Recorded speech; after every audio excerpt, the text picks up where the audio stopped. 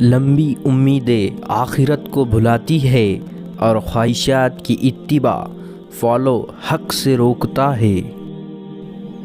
اپنے گھروں سے مکڑیوں کے جالے دور کرو، یہ ناداری تنگ دستی کی علامت ہوتی ہے۔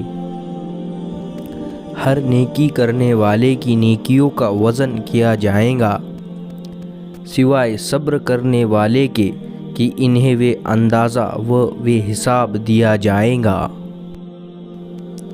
جنت کے دروازے کے قریب ایک درخت ہے، اس کے نیچے سے 2 چشمے نکلتے ہیں۔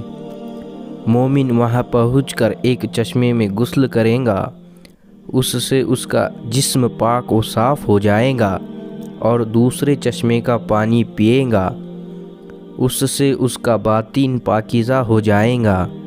پھر وہ فرشتے جنت کے دروازے پر اس کا استقبال کریں گے۔ علم خزانہ ہے اور سوال کرنا اس کی چابی ہے۔ اللہ پاک تم پر رحمت فرمائے۔ سوال کیا کرو، کیونکہ اس سوال کرنے کی صورت میں 4 افراد کو ثواب دیا جاتا ہے: سوال کرنے والے کو، جواب دینے والے کو، سننے والے کو، اور ان سے محبت کرنے والے کو۔